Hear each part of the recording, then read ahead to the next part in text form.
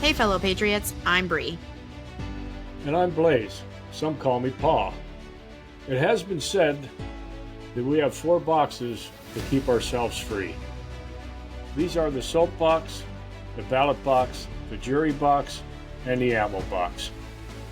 And we are the 4th box. We are here to arm you with enough information, resources, and skills to take back your freedom, increase your self-sufficiency, and inspire you to join in the fight against tyranny.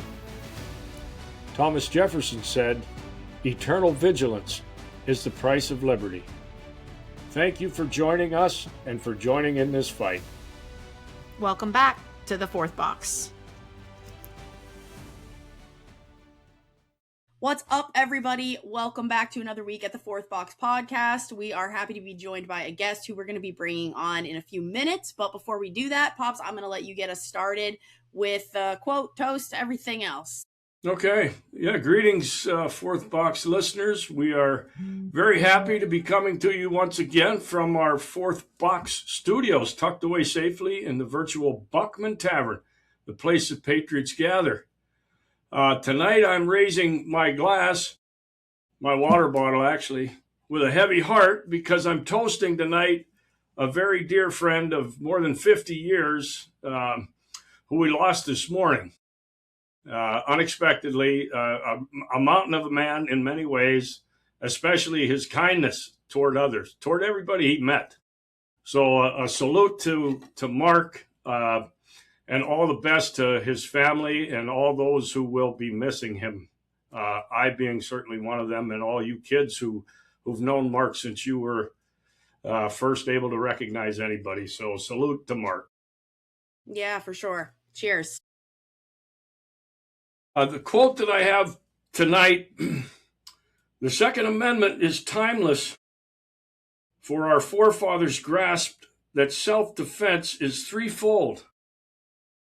Every free individual must protect themselves against the evil will of the man, the mob, and the state. And that was from Tiffany Madison, a contemporary of ours, actually. So a very relevant quote. I hope it is useful for our discussion tonight. And then lastly, before we kick off and bring our guest in, our moment in history, 250th anniversary, which we're really celebrating all year, but it'll culminate, I think, around the 4th of July with the anniversary of the signing of the Declaration. But back in May 15th, 1776, the Revolutionary Virginia Convention, then meeting in Williamsburg, passed a resolution instructing Virginia's delegates in the Continental Congress to propose to that respectable body to declare the United Colonies free and independent states. So that took place at the Virginia Convention, where they again moved the whole ball a little bit further by announcing within the colony that it was their intention to propose they all unite and declare their independence. So another one of those build-up moments. A lot of value in looking back at our history, and we certainly appreciate what the good folks in Virginia did 250 years ago this week. That's our moment in history from 1776. Perfect. Thank you. That's a great one. I think it's feeling more and more relevant every week when we look back on 250 years ago, as we see what's going on around us and we think about what our founders would have been doing in similar situations. So always a good pause to look back on that and think about what a little bit of courage can do and where it could take us. So with that, we are joined tonight by Isaac Botkin. He is co-owner of T-Rex Arms, a tactical equipment company motivated by the 6th Commandment and the Second Amendment, which I think is a great tagline. Isaac is passionate about preserving American liberties, and that shines through in the work he is doing with T-Rex Arms. So, Isaac, that's a very, very condensed intro, but thank you so much for being here tonight, and welcome to the 4th Box podcast. Oh, well, thank you for having me. I appreciate how you guys started off, because this is exactly what's been on my mind.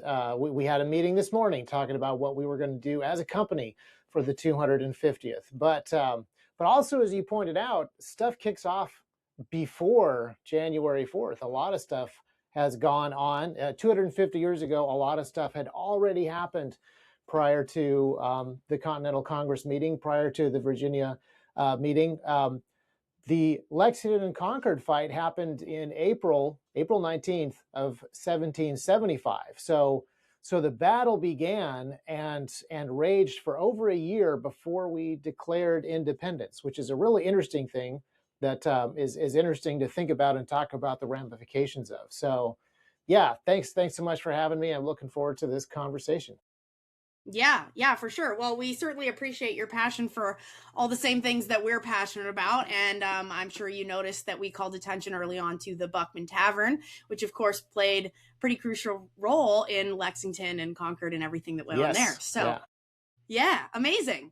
Okay, so with that, we will let you go in a little bit deeper to your backstory, who you are, and how you got started in the work that you're doing today. Sure. Prefer not to talk about myself, but I'll talk about the company a little bit. So T-Rex Arms manufactures life-saving equipment and equipment that carries life-saving equipment. So holsters for firearms, but then we also make load-bearing equipment that carries magazines, extra equipment.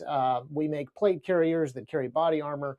So there's a lot of different things that we do that are in this tactical space, but that Second Amendment and Sixth Commandment purpose really do cause us to kind of focus in on that life-saving part. So we also sell medical gear. We also sell thermal and night vision and a bunch of different other stuff. But the things that we really make and design and manufacture here in Tennessee, the holsters and the plate carriers and chest rigs and belts and pouches and things like that, all the stuff that you need to have your gear with you, all the stuff that you need to be prepared for fulfilling your Sixth Commandment responsibilities and your Second Amendment responsibilities. Because they're not just rights, they come with responsibilities as well. So company's been doing this for, I think we're coming up on our 12th anniversary as a company. But this is something that our family has been doing for longer, history education and political involvement, even before we started the company. These were issues we were passionate about, issues that our parents were passionate about. But yeah, it's neat that we get to do those in the company. We have a company that is, not just another job, not just another manufacturing factory. Those are great. Making widgets is great, but making widgets that are life-saving tools for people is a fantastic blessing. Yeah, for sure. So I love what you said about the Sixth Commandment and Second Amendment not just being rights but also responsibilities. Can you expand on that a little bit? Yeah, so there's an issue that I think a lot of us fall into. I say this all the time, kind of accidentally. I say the Second Amendment gives us the right to keep and bear arms. It doesn't do that at all. Those are pre-existing rights. Those are rights that were given to us by God.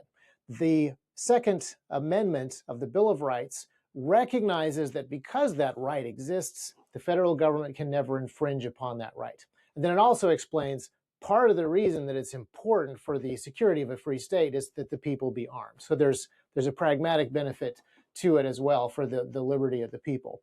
And I think the same is true if you read in Scripture about the Sixth Commandment. The Sixth Commandment is do not murder, and other translations say do not kill. The word that is used there really does apply to both. But there is something that is more that is required of a person that is made in the image of God than just to say to a would-be murderer, remember the 10th commandment says don't murder. There is actually a requirement to defend life that we see throughout Scripture. Throughout the Old Testament, you can see civil laws laid out, like in Deuteronomy, that say that it is a responsibility to prevent murder. And lethal force is actually sufficient for that. So this is something where it is an active commandment for the murderer not to murder, but it's also an active commandment for other people to defend life. So that's why we say these rights have responsibilities to them. And then there's also kind of you can see this playing out if you have a right, it is your responsibility to keep that right, because the tendency of evil men and wicked mobs and out of control governments will be to take those things. So there's a responsibility to maintain those things because they don't stay around all by themselves. Yeah, of course. Perfectly said. Thank you for that. Dad, I know that you're ready to jump in. I am, if I could, for a moment. So, first question, Isaac. By the way you talk, am I assuming maybe wrongly that, or were you a military guy? Prior service? Not a military guy. No military experience at all. This is an area where I have grown more and more interested. The fundamentals are things that my parents really instilled in us really early on. But the applications of these things are things that I have learned along the way and learned to appreciate from people that have served in the military. But even just this idea that the founders had of kind of the citizen soldier. There is a responsibility that the people of a nation have to be engaged in its defense. And so there's going to be some military, some martial virtues, as Chesterton wrote, some military skills that every person should have. You don't wait for the conflict to show up before you gain the skills and are ready for the situation. Amen to that. Yeah. Well, one of the things that made me prompted my question was your terminology, which was all very similar to what we heard: load-bearing equipment and your magazine pouches, etc. My follow-up remark, and thank you for your attention given to the Bill of Rights and obviously the Constitution as a whole. But not only is the federal government compelled to not infringe, but they are compelled to be the protector of that God-given right. That's where I think you kind of led right into that. Not only are they supposed to leave us alone, but they're supposed to make sure that no other entity, especially themselves, or municipal or state government infringes upon that right. And they have done, of course, as we all know, the absolute opposite of that. But they are to be protecting that God-given right, not be the first ones to infringe upon it, and make sure that no other jurisdiction infringes on that either. Yeah. Yeah. There's an interesting, we've had 250 years of being a nation of United States. And this has been a fascinating conversation. What is the role of the federal government? What are the limits of the federal government? What are the role of the states and the limits of the states? The 10th Amendment says that the powers of the federal government are very limited, and what they don't have goes to the states. But the states aren't supposed to have unlimited power. If they're going to be a part of the federal government, then there's certain things that they do have to do. And then the people of the individual states should be the ones that are actually steering what the states themselves do. So we have in the last 250 years let some things slide to where there's a lot of states where the people are not really well represented by their state governments and also not well represented by their federal government. The states are putting policies into effect that go beyond what that Constitution of the state allows and what the voters are asking for.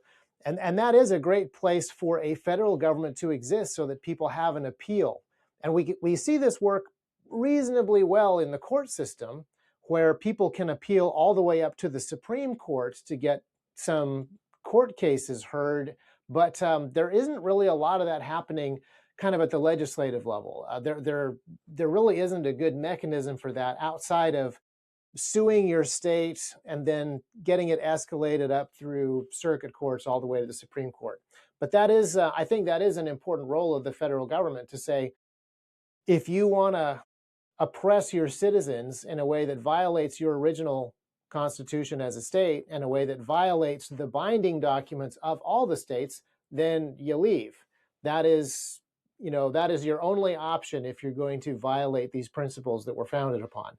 So, well, and that obviously brings into another question, because we don't want any states to leave, even voluntarily. So over the last 250 years, there's been a lot of conversation about this, because institutions want to grow in power, and they want to grow in authority and so forth. So it's part of the reason our founders put these really clear boxes in place and these really strong separations of powers and separations of federal and state authority. They really wanted these separate jurisdictions to stop things from growing out of control.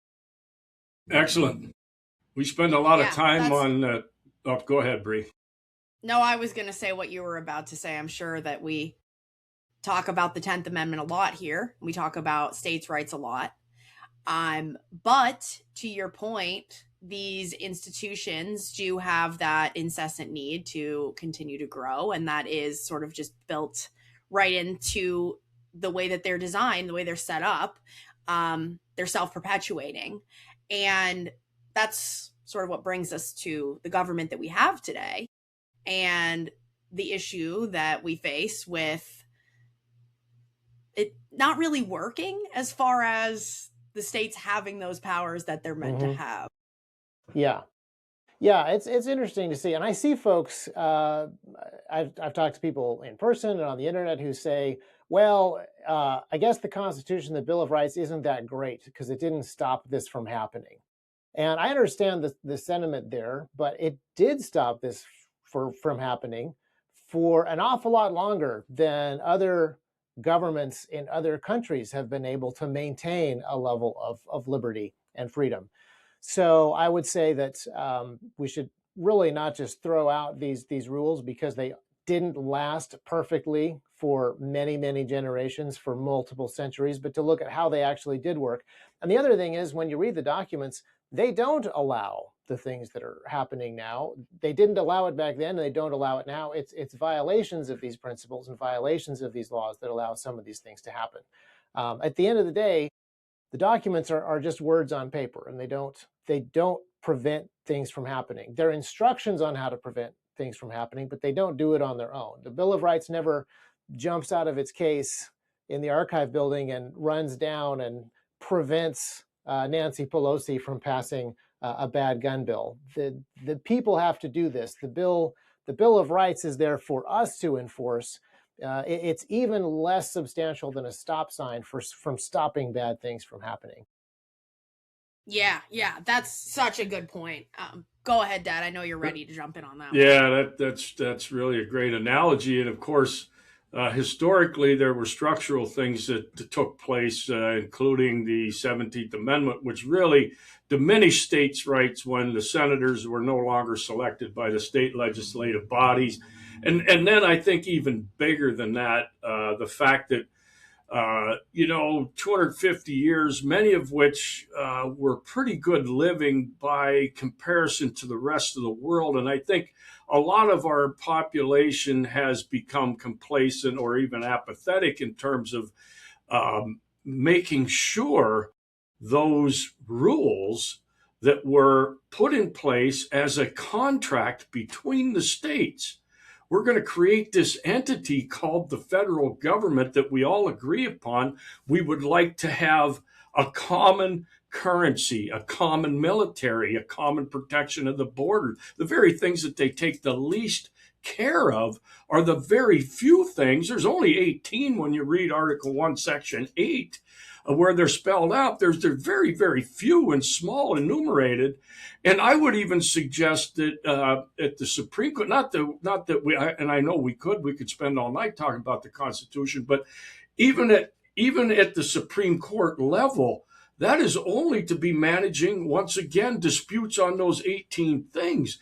The states, if they abided by their Constitution, we shouldn't ever have to go to the federal level because it's contained within a state. But once the states got out of bounds, of course, the federal government's got out of bounds. And when they take charge of the largest pot of money and happen to meter a little bit out, and they use that as a stick and carrot to keep the states in line, I think those things all have contributed to a long-term diminishing of what those documents were intended to protect. But it takes us, we the people, understanding them and standing behind them. Yes, and I want to, it's uncomfortable to say this, but we the people over the last 250 years bear a lot of that blame. Not only was it our job to maintain those jurisdictional boundaries and barriers and so forth. But a lot of the things that came along that eroded those barriers and boundaries are things that we asked for out of our own laziness. So the government school system has given the federal government way too much power over things that are absolutely areas that it never should have gone into. But there were a lot of people that wanted that. They would like for somebody else to handle this, or somebody else to pay for this, or somebody else to worry about this. And so a lot of that are things where there is this combination of people relinquishing some of their responsibilities because they're hard and expensive to maintain, and then losing some of their rights at the same time. And then, of course, not to let government off the hook, there's people in the government that are very happy to take over those things that they're not supposed to have as soon as there's an opportunity. 100%. For sure, but you're absolutely right that it's just as much our fault, and I think it's fair to say it's more our fault than those in power, because we're relinquishing our power to them. So that's the issue there. Do you mind going into, from your perspective, why the Second Amendment is so important in that regard? Yes. So speaking of jurisdictional limits, the Second Amendment, the First Amendment comes first for a reason. We need to be able to talk about these things. But the Second Amendment is a really important litmus test, because if the state is to have any limits at all, the limits are going to be defined and defended and tested using force. So the real question, when you boil it down, is if the state is going to have limits, what will limit the state? And if the people are not allowed to have the force of arms, which is the only ultimate limit that there is on authority, if the people are not allowed to have that, then the state does not have any limits, period. Now, there's tons of other things in there, freedom to say things and freedom to publish things and so forth. These are all very important lines in the sand, of course. But ultimately, if people are not allowed to have a means of force at their disposal, and only the government is allowed to have the tools that are necessary for the state to take over and just abolish all of the boundaries, then there are no boundaries. If there's no way to implement limits, then ultimately the state has no limits. That's why it is kind of the ultimate test of whether or not you have liberty and whether or not the government has limits. Yeah, perfect. And there's other ways that it kind of plays out in a shorter, immediate way. Our founders very much wanted the state not to have a huge standing army. It wasn't because they believed that immediately upon the state gaining a standing army, it would become terrifically tyrannical and go and have a reign of terror like after the French Revolution. They didn't think that was going to happen, but they knew that if that did happen, it would be big, it would be expensive, it would grow the government, it would allow the people to become lazy, hand off some of their responsibilities, and it would be a slippery slope. So it is ultimately the only thing that if it's in place and the American people are allowed to keep their arms, then there are limits on government. If it's taken away, then there aren't. But along the way, there's also all these other steps. Having a standing army and an armed populace at the same time is an interesting one. That, like a slippery slope, there's always these transitionary periods, and we're on an interesting track right now. Yeah, so if I could jump in again for a moment, another piece of the historical reference, the Pennsylvania Constitution largely was in place and was used a little bit as a framework for the U.S. Constitution, once again, which is a contract. Yes, yeah. And in Pennsylvania, they said in Article 21, they said the right of the people to keep and bear arms in defense of themselves in the state shall not be questioned, is the way it's written up in Article 21 of the Pennsylvania State Constitution. And I'm in PA, Bree's no longer in PA, but we are questioned when you go down to buy a firearm, they hand you a form full of questions. Well, who's breaking the law? Yeah. Yeah. And the other thing, Isaac, because that's a good point. Yeah. One other point I wanted to make, and we do have a little bit of delay, which I'm sorry, but so the fourth box, are you familiar with the fourth box? I'd love to hear you explain it to me. Okay, so And again, most of our listeners have heard it, but in 1832, a guy by the name of Stephen Decatur Miller, and I think he was a lieutenant governor or something like that in state government from South Carolina, made the statement that you have 4 boxes to keep yourself free. Frederick Douglass made the statement or that analogy a lot more, he gave it a lot more notoriety when Frederick Douglass reframed it. But the 4 boxes are basically what is spelled out in the Bill of Rights, and it's the soapbox, which is the right to free press and the right to free to express yourself. You have the soapbox, you have the ballot box, which is your right to vote. Thirdly, you have the jury box, which a lot of people don't really have a lot of familiarity with the jury box, but the jury box makes us, we the people, the final arbiters of any law. And if a law is not constitutionally sound and you are sitting in the jury, you say not guilty, and that basically rescinds the law. So we have that at our disposal, but they will not advise you of that when you go into a jury trial. And of course, they don't want to hear you ask questions about jury nullification at all. No, they don't. Correct. That's correct. So that leads us then to the 4th box, which is the cartridge box, or more currently referred to as the ammo box. So those are the 4 boxes of liberty. Yeah. And ideally, you don't have to resort to the last one. Ideally, you have access to all 4 all the time, and they're all effective all the time.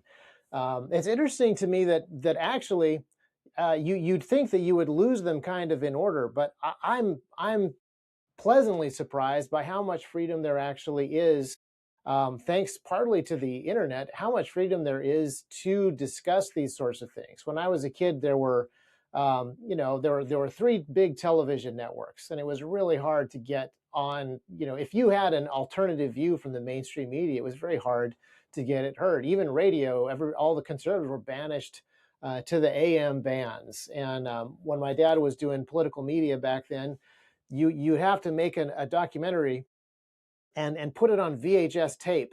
And then someone would have to call a 1-800 number and give their credit card, and then the VHS tape could be mailed to them. It was the only way you could get stuff out. But thanks to the internet and podcasting and YouTube and things like that, even though there's tight controls and censorship and shadow banning and stuff like that going on, the soapbox feels freer than it was even 20 or 30 years ago. Now, the ballot box, highly questionable as to whether we're able to implement that the way that the people really want. And then the jury box. Yeah, I've heard judges talk about why jury nullification isn't a thing, which I feel like should immediately disqualify a judge, since it's a major part of what the founders wrote about and talked about in common law and so forth. Even the idea of a jury of our peers, I think that has been sort of watered down as well. I don't really like the old English class system necessarily. I think there's problems to it, but there was an understanding that this is a business case about a businessman. A jury of his peers would include businessmen and not just random guys off the street. This court case is going to be this over here, and so a jury of this guy's peers will be this jury, so that they have an understanding of the case and can adequately do justice. And while I appreciate that there's a lot more freedom and flexibility in the United States, there's not quite as much you being the wrong social class or not being upper crust enough. We have kind of lost a little bit of that jury of our peers mentality, to the point where people who aren't smart enough to get out of jury duty are who will hear the details of your case, no matter what it is. Yeah, so true. And you brought up the point early on that we also allude to when we share that description of our name. We're called the 4th box, but the intention of the podcast is to explain these things well enough so that we never have to come to that. That's really what this is all about. Yes. Yeah. And that's the goal of, I would say, anybody who appreciates and wants to preserve life and liberty. The best way to preserve life is to have the ability to defend it with lethal force and make it clear that that is an option, so that it doesn't ever come to that. That's part of the reason that we advocate for more people carrying so that the culture knows that we are an armed society, and it'll make us a more polite society. The goal is not just that people carry without knowing about it, but that culturally we make firearms and the carrying of firearms so common, so expected, that there aren't shootouts in the street. Yeah, 100%. Dad, anything to add? Well, I think Isaac is probably very well versed on the notion that the places that have the most stringent gun laws are normally the places that have the most acts of gun violence, because the rest of the citizenry has been disarmed. So you're pretty much a victim right out of the gate because of your lack of ability. Places like Chicago, we don't need to go to Beirut to see a combat zone. Chicago and Detroit and Houston, many other places around the country, Baltimore, there's shootings going on every single day because most of the population does not have arms, and the only ones that do are people that have them illegally. But if everybody had a free and open opportunity, such as they were supposed to have, that guaranteed right, there would be much less of that, because in the places where the population is more heavily armed, those number of instances goes down dramatically. Yes, yeah, and gun-free zones, another example. So many of the most horrific mass shootings take place in gun-free zones. They're targeted because it is a softer target, and yeah, it's pretty fascinating. The idea that we want more people to carry guns, so we want there to be more gun violence, is completely incorrect. It is the opposite, for sure. Yes, it is. Yeah. Yeah, I think that people, I mean, for me as a, young girl who's done a lot of solo adventuring, for me, the argument is always so clear and obvious. Like, would you not feel safer with a gun on you at any given time if you are alone in any environment, any unknown environment? The answer is always yes. I will always feel safer. And again, I mean, we can talk about it on the individual level too. The goal is to never have to use it. The goal is to know that it's there and it's available as an option. And I think that's the part that people always miss. They assume that violence is associated rather than thinking about it as it's a safety tool first. It's a defense mechanism first, rather than a tool of violence first. Yes, yeah. I love the study just of how technology develops and how it affects culture. But weapons are really interesting to study. The more advanced and powerful a weapon is, then the less it depends upon the user for strength and skill. And firearms are great because the smallest woman is equal to the biggest man when it comes to pulling a trigger. And previous, earlier versions of weapon technology still required, a huge amount of skill and application or strength to actually use them. And as weapons get more and more advanced and more powerful, then people who have, the weak actually benefit from the advancement of weapon technology more than the strong do. So it's a great equalizing thing, modern firearms especially. Yeah, for sure. So let's switch gears a little bit. I know that T-Rex Arms has done a lot of work advocating for gun rights in Tennessee. Can you tell us a little bit about what that has looked like? Yeah, so this kind of goes back to representation. So Tennessee is for the whole time that we've been here, a Republican majority state. We actually have a super majority. And so you would assume that we would have good gun laws and it would be easy for us to pass good gun laws. But there's a lot of just kind of, I would say, inertia. Well, we were a Democratic state not that long ago. Tennessee gets kind of dragged in the mainstream media for being this backwards Southern red state. And I think that a lot of our elected representatives, maybe those who aspire to higher office in DC someday, they want to take a much more sort of middle of the road approach and not rock the boat too much.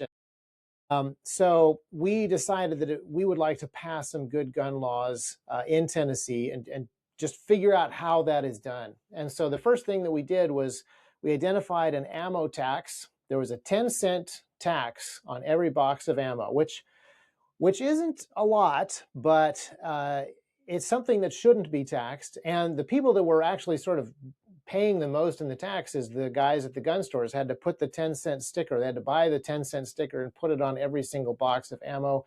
And so we wanted to kill this tax. And one of the guys that worked at T-Rex had some interest in this area. So we registered him as a lobbyist, which is, I think, $200 in Tennessee, or maybe that's the professional privilege tax. It's a privilege to go and tell politicians stuff. You got to pay extra for that. We sent him to Nashville, and he just spent time on the Hill meeting with people, developing relationships with them, learning the process, all the different committees and subcommittees that something like this would have to go through. And the language that we wrote in the bill was picked up by sponsors. You have to have a representative carry the bill. You have to have a senator carry the bill as well. And we managed to get that passed our first year, which was a little bit of a fluke. You shouldn't really expect to kill a tax your first time trying to pass any piece of legislation. The government really doesn't like killing taxes. But providentially, the timing was right. The relationships worked out. The correct doors opened, and we managed to do that, to kill that tax, and which was a really fantastic start. And so ever since then, we've always had a lobbyist representing T-Rex on the Hill, and we've always had multiple bills that we've tried to run.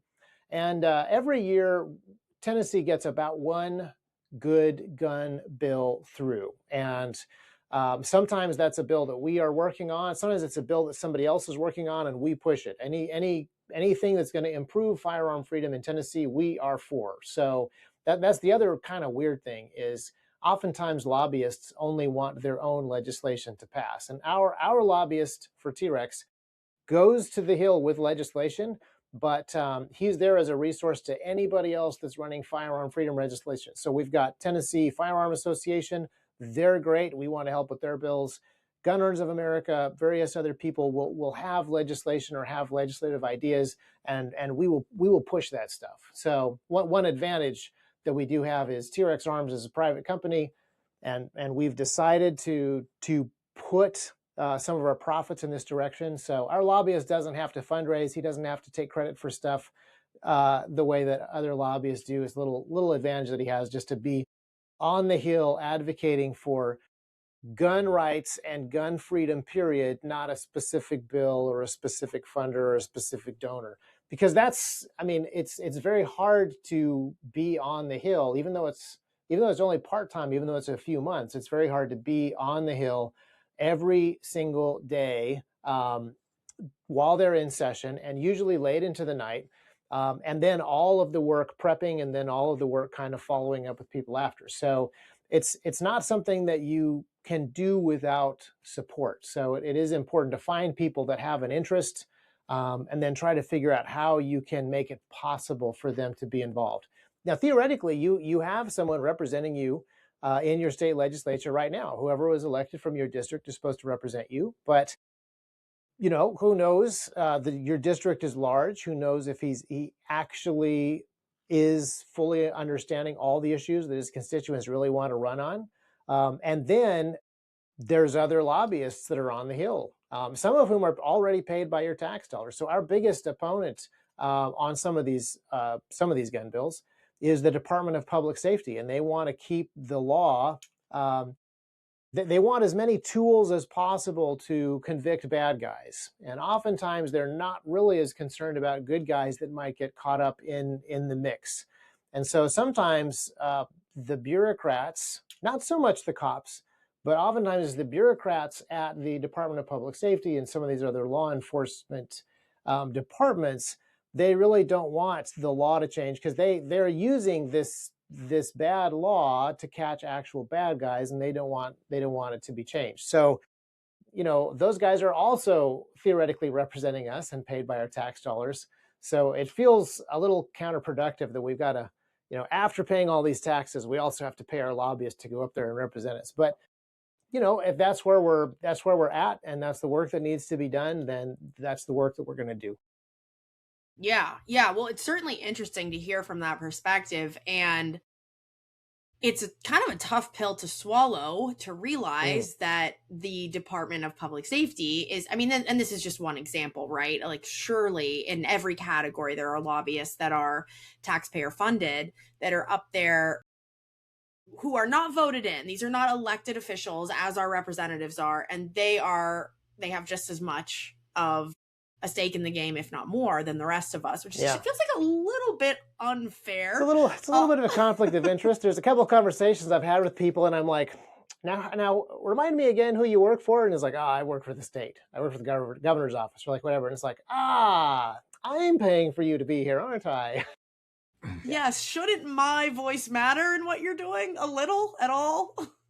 Yeah, that's a tough one. Dad, I know you were taking a lot of notes there, so I'll let you jump in on this. Yeah, thanks. Isaac, I'm not at all familiar with the Tennessee Constitution, but I would expect guns are duly enshrined as they are similarly in Pennsylvania. So you wonder, how do we get to the point that you have to write a law to improve gun rights that's already enshrined in the Constitution, unless it's rescinding bad law, which should have never been written in the first place if it's protected in the state constitution as well as the federal constitution. So I know it's a game you guys got to play. We all do today, but the root of the problem is we let this slip through our grasp a long time ago when we should have called upon our Constitution to protect that God-given right. Absolutely. Yeah, no, you're correct. The Tennessee Constitution does in fact have, I can't quote it verbatim the way that you can the Pennsylvania one, and it's not quite as good as the Constitution that Pennsylvania has. It's not quite as explicit, but no, it does protect the right of Tennesseans to own and keep and carry firearms. However, we did get some bad law put in place during Reconstruction in the late 1800s. So while Tennessee was being occupied, we actually got some pretty bad firearm laws put into place. And the crazy thing is, everyone knew they were bad laws. And they said, well, don't worry, we're not actually gonna enforce these laws against the white folks. We don't want all these newly freed slaves to carry firearms, but we don't want to say that in the code. So we're going to say that it's illegal to carry a weapon with the intent to go armed, and we just won't enforce that against the people that we're not worried about. And that has been sitting there in the code this whole time. So Tennessee, even though the Constitution has a fantastic position on firearms, the actual Tennessee criminal code, the TCA, has some bad issues in it, and people have fixed those kind of superficially with workarounds. So Tennessee is actually kind of a guilty until proven innocent state, where you're not allowed to carry firearms unless, and then there's a whole bunch of unlesses, where it should be the other way. You are allowed to carry firearms, absolutely, positively, unless, and then there's a couple of tiny exceptions with due process of law. So some of the stuff that we're trying to do is clean up from 100 years of bad laws and band-aids that have been put on top of those things.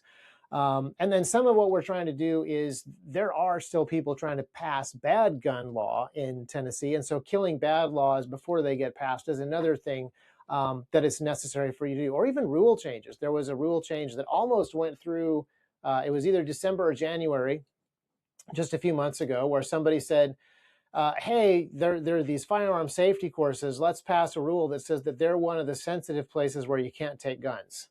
And fortunately, our lobbyist just happened to be in the room and was like, whoa, hang on a second now. Does anybody in the room know what you're required to do at these safety courses? And they were like, no. And like, well, you're required to shoot your gun. So you just almost made it impossible to do the thing that you're supposed to do in the gun safety course for the carry permit. And they were like, oh yeah, well, I guess, okay, well, we won't change that rule then. But like, if he hadn't been in the room, nobody up there knew what, they were just like, oh yeah, it sounds dangerous. People taking the class don't know what they're doing. They shouldn't have guns on them. Yeah, we'll just change that rule. So there's law, and then there's the policy and procedure that gets put into place by some of these things. There's the rules that the regulatory agencies get to put into place. And there are mechanisms to challenge these things, but it's so much easier if you just stop this stuff from getting put into effect, and then years of trying to unwind it later. Yeah. Yeah. Well, it's hard to imagine that a law written by man can improve upon a God-given right, which is to defend yourself by any means necessary. So, all of the gibberish that goes on in the states and in the U.S. Capitol buildings, where they're basically writing law, and if it can't improve what has already been given, then what is the purpose of writing a law? And do any of this is a little bit more philosophical, but do any of them at the state or federal level think that abiding by their constitutional oath has any weight? Yeah. Yeah, it's a complicated situation. To be fair, to people who live today, we're standing on a lot of bad code.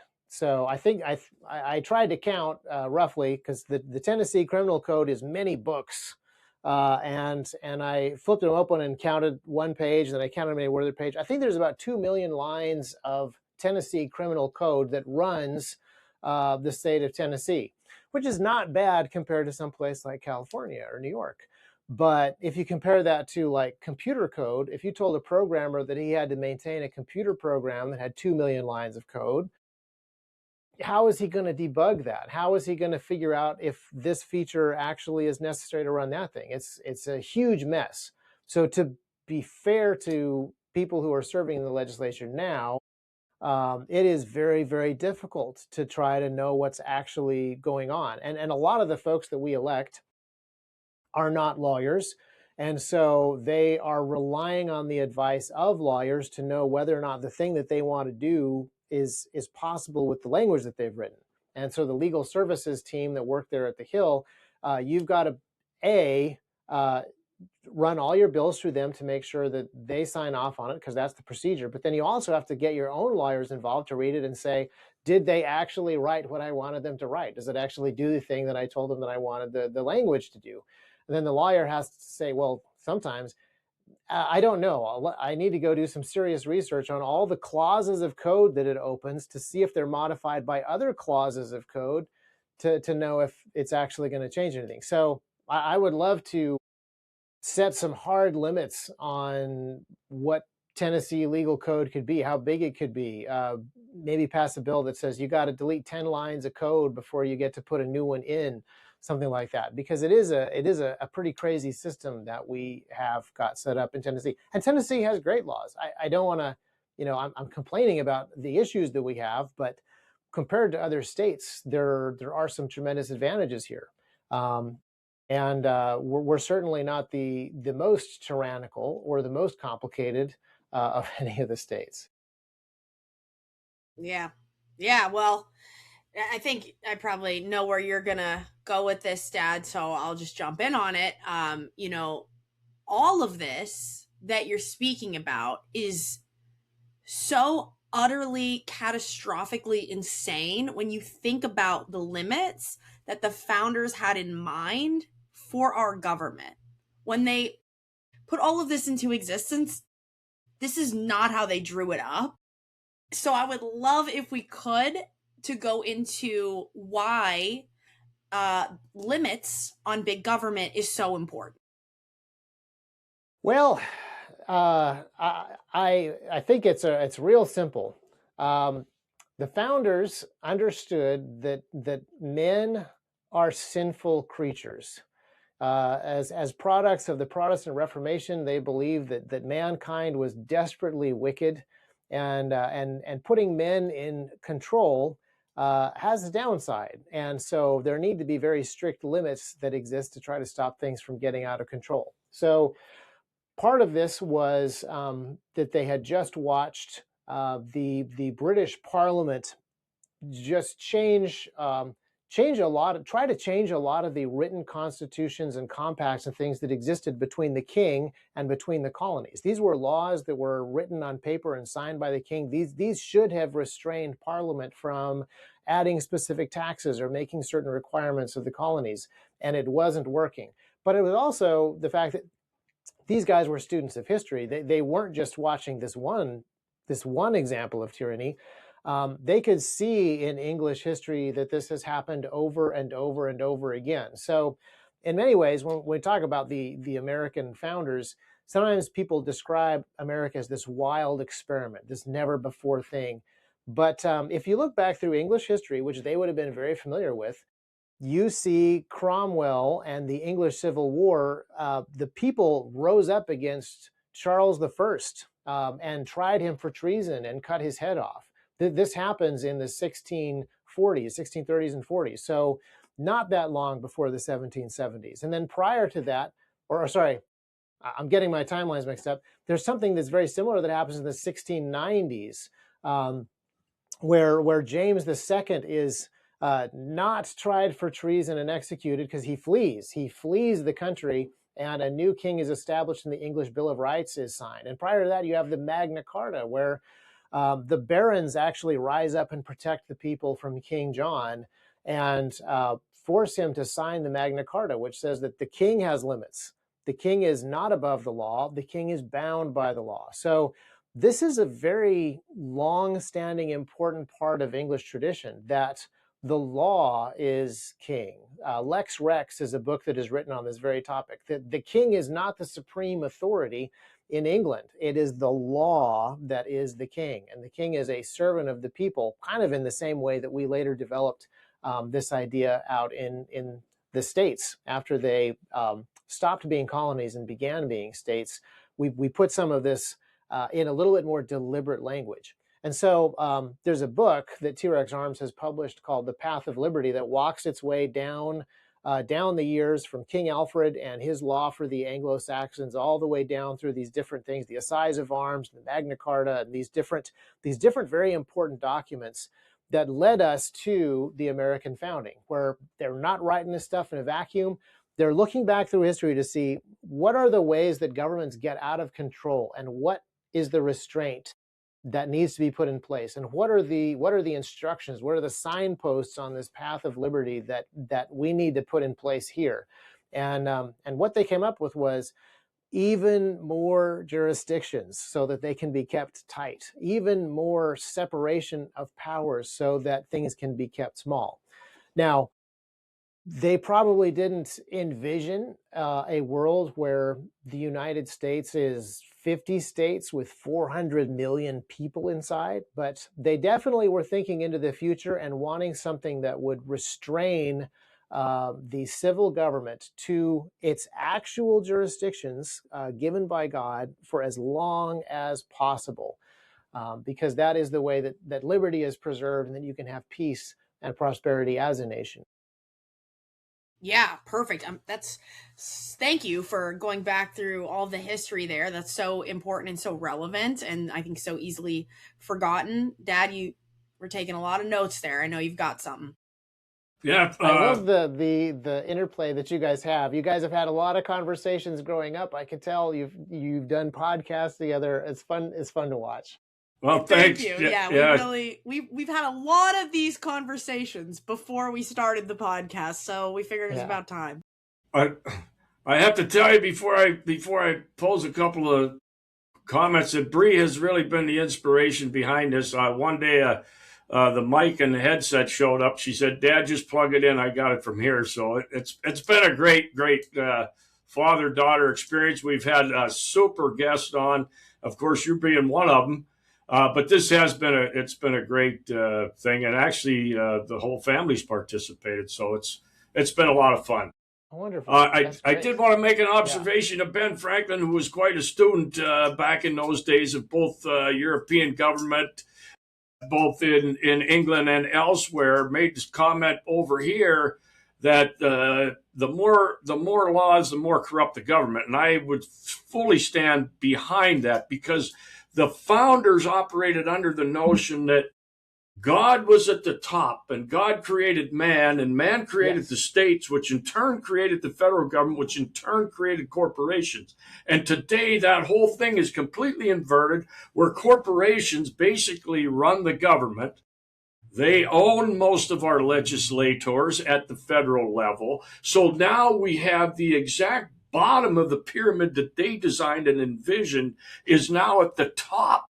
And then the federal government, and it hands out to the states and the state, and God is somewhere in the very background, and most people in those levels of government don't even want to acknowledge God today, or if it is, it's a campaign prop. So I think somehow, some way, through, as we talked early on, as our complacency grew and all the distractions of the day and the hustle and bustle of life and all the wonderful things we get to experience in this country today, has allowed the maintenance of this to kind of slip from our grasp.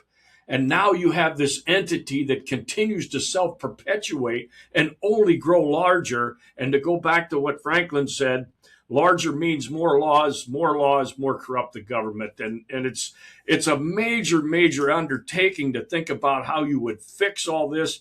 We espouse the Constitution here, especially the state level Constitution, because the U.S. Constitution is quite well defined and small in what they are supposed to be taking care of. So if we empower our states to control, Sheriff Mack, who's been on with us many times, was the individual who took the Brady bill to Supreme Court. He probably is the key figure in what has been the most significant 10th Amendment case in U.S. history. In that case, Antonin Scalia described there being two complete separate spheres that are there to control each other. Well, the states are so far gone from controlling the federal level. I think that's what we need to get back to. And it already has been reestablished in the Mac Prince case versus U.S. in 1997. So it's not that far back. But so many people don't recognize it, nor do they apply any effort to making sure that their state legislators know about it. Yeah, and I do think this is a very important point. There, at some point, you get to an understanding that the situation is not salvageable and it needs a massive change. So for the founders, they tried for years, for decades, to remonstrate with the Crown and with Parliament, and they made legal cases and they sent diplomats over there to explain these things, to try to get things back on track. And at some point, they did realize we really just have to declare independence. And that was not a decision that was easy, and that wasn't something that came cheap. It was years of war before they actually achieved the independence that they'd already declared. Now, I would love for us to be able to unwind everything and get back to what the founders had in mind. And I think that is really hard to do. There's also a possibility where you just kind of, the federal government just gets so big and top heavy and so ridiculously burdened that you just kind of write it off and start over. But that's probably not a situation that's pleasant either. And so I think that what it really does take is very much like what it took every one of those times that people resisted tyranny that we mentioned in English history. It involved the people standing up and the lesser magistrates standing up. The push needs to be for state legislators and state governors to just be making their states more independent of the federal government. So that Amen. Doesn't necessarily mean that they start firing on federal troops right out of the gate. It means that we decrease our dependency on the federal money, and then there's a lot more opportunity for us to unwind ourselves from federal requirements. And so that's a vision that I think every state should have. Not every state is going to do that, but every state should have that level of understanding. Try to get out of debt to the federal government so that you can make some more of your own choices. And I think that people need to really lead that charge kind of at the lower levels where they're getting themselves out of debt. Or here at T-Rex, we're trying to be less dependent upon international supply chains.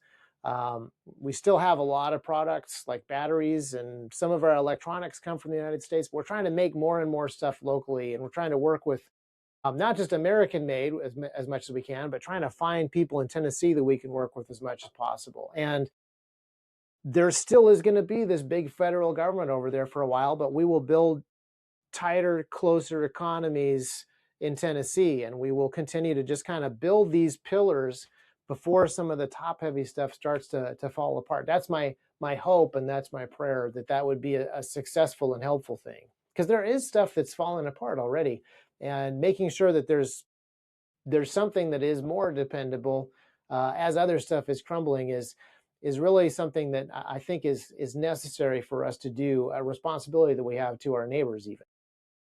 Yeah. Amen. Yeah, perfect. Thank you. Thank you for mentioning all of that. We always try to close with some solution-based stuff, and that kind of answered that question for us. That's exactly where this needs to be headed, and as individuals, that's the role that I think we have to play. Before we close out, I know we're already up on the hour. It goes quick. I know you mentioned the book about, kind of that historical background. If you could let our listeners know where to find that, I think that would be awesome. That seems like a great resource. And then just where to find, everything T-Rex and anything else you want to plug before you sign off. Oh, thank you. Yeah. So T-Rex Arms is pretty Googleable despite YouTube kind of shadow banning us at times. But if you look up T-Rex Arms on YouTube, you'll find a couple of different channels where we publish videos and firearm instruction, and sometimes we look into firearm law and are pretty critical of the ATF on YouTube.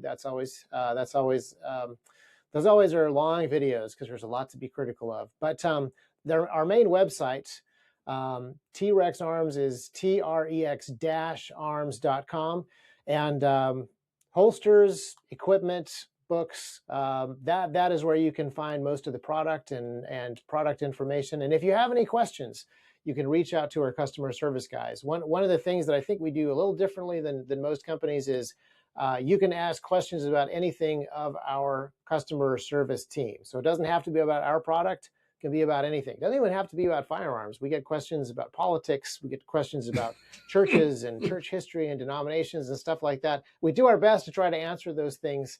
But we have probably one of the more interesting customer service inboxes of anybody in the gun industry, and it's pretty interesting stuff that people are asking us. So our goal is to be a resource. So if any of your listeners if they know what they need, or if they're curious what they need, or they just want to know more about the tactical industry, or have a more comfortable holster so they can carry more often, be better prepared, that's what we're here for. We're here for that.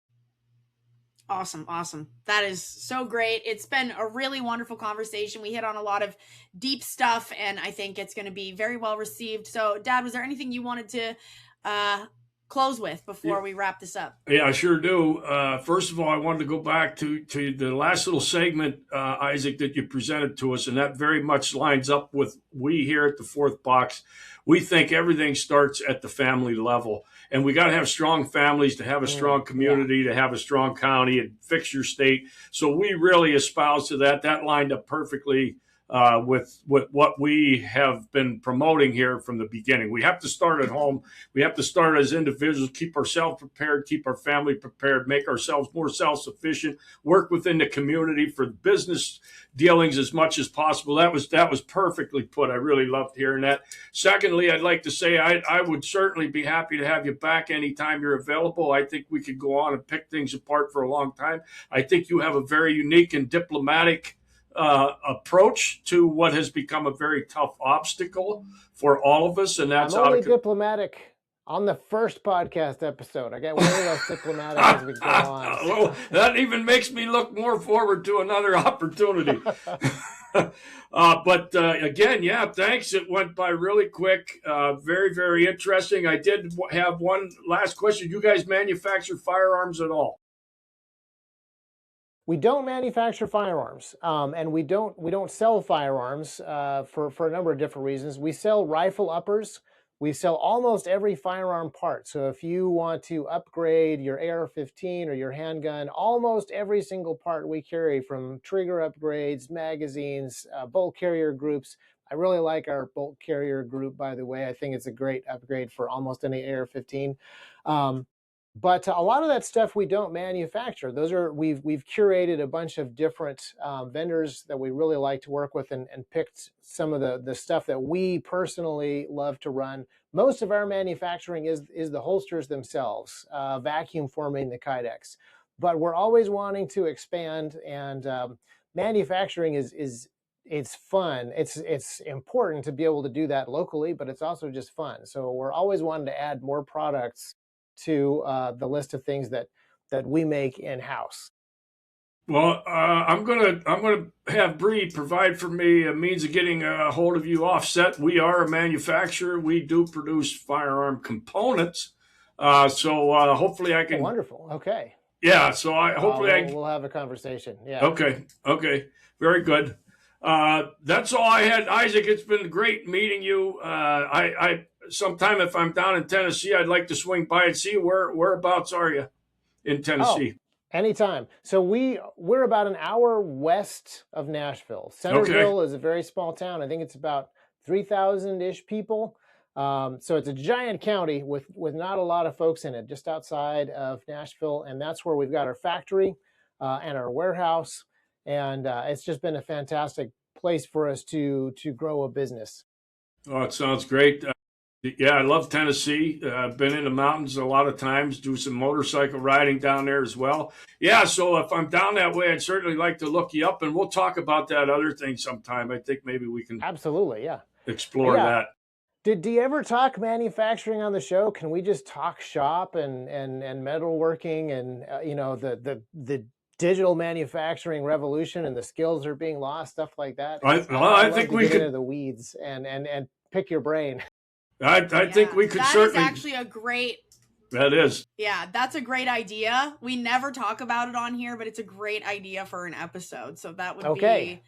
That's a good round two. I'll ask the questions. I'll just listen because I want this. I want to learn more about this stuff. This is what I'm passionate about. All right, that's cool. This is a good premise. Yeah, I think we can. Awesome. I think we can make that work. Yeah. So our pleasure, Isaac. Okay. I think you line up really well with our beliefs here, and it was a great episode. Bree, if nothing else, I'll go into the Bible verse. Yep. Absolutely. Okay. And the Lord shall deliver me from every evil work, and will preserve me unto his heavenly kingdom, to whom be glory forever and ever. Amen. That is 2 Timothy chapter 4, verse 18. Awesome. Well, thank you for that, Dad. And thank you once again, Isaac. It's been such a pleasure. We will link all of the info in the show notes. And yeah, looking forward to more conversations, hopefully in the future. Thank you for the work that you're doing. It's very important. Well, likewise. Thank you for what you're doing, and thank you for the conversation. It was very, very enjoyable. Amazing. Right. Okay, everybody. So that was Isaac Botkin, again, of T-Rex Arms. As I said, we will link everything as always. Really just a great conversation about some things that we talk about here a lot on the Fourth Box, but we were able to go into some of those conversations in much greater detail tonight. So I think it was really, really cool. And I'm glad that you brought that up at the end, Dad, because I think that we have perhaps some interesting conversations ahead with Isaac. So, yeah, he was a very interesting, very well versed historically, constitutionally, which is always great to run into, especially somebody who's obviously a business leader in his community and takes an active role in participating at the state level. I think it's great, and we certainly need a lot more folks just like him. Yeah. Yep. It's so true. And the thing that I love is, despite how different many of the guests that we have on the show are, their backgrounds are different, who they are as people are totally different. The things always come down to the very same. And that is focus on the local level, focus on building a strong community, and focus on God. So tonight we were able to bring all of those things into the conversation. Absolutely perfect. Absolutely spot on with the beliefs of the Fourth Box. So with that, we will see you next week, Thursday, 6 p.m. Stay vigilant.